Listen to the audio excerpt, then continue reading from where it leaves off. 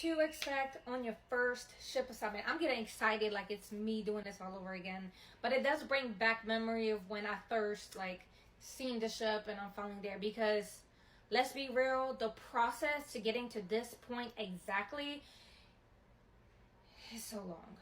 So let's take our time. So what to expect when getting, literally arriving with your luggages to the ship. Once you get up the gangway, which is the ladders up to the ship, you'll be greeted by someone on watch.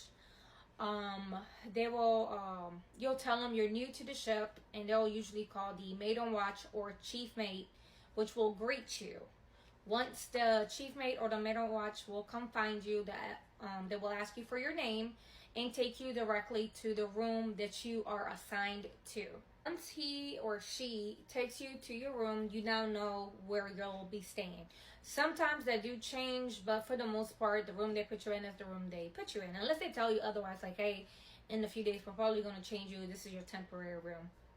Nevertheless.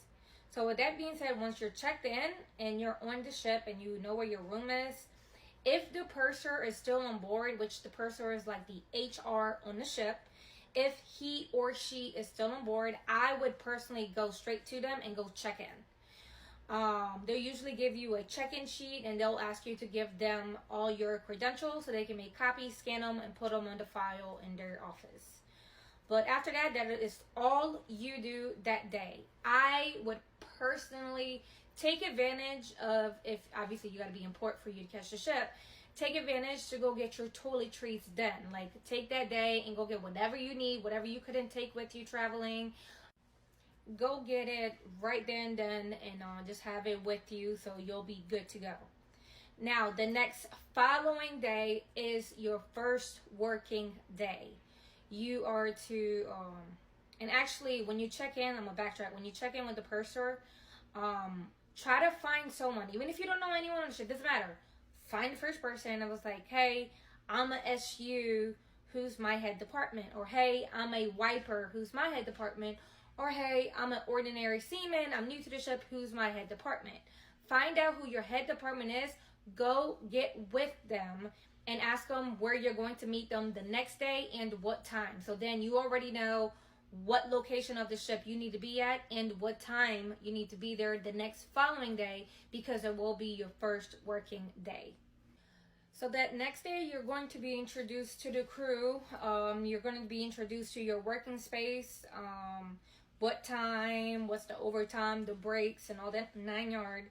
And you're going to have the check-in sheet that the purser gave to you the day before. With that sheet, you have to go meet every head department for every department, so that you can get familiar with people. You're going to meet the captain. He's going to sign the paper. You're going to meet chief mate. He's going to sign the paper. Chief engineer. He's going to give you the rundown of what you can and cannot put down the toilet drains. Chief steward. That's the one who's going to give you the linens.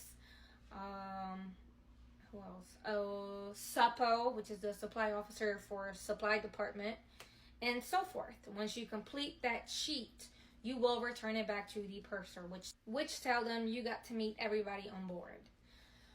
Okay, and then from that begins your journey. You're on to day 1 of 4 months you hold the ship. You're more than welcome to stay longer. You're more than welcome to leave not before the 4 months, but after your 4 months, and after a body to body, after someone else come on board and literally relieves you from your position, and then they start their 4 months. But that is all it intakes. Thank you for listening. Per usual, you made it this far. Drop a snowflake.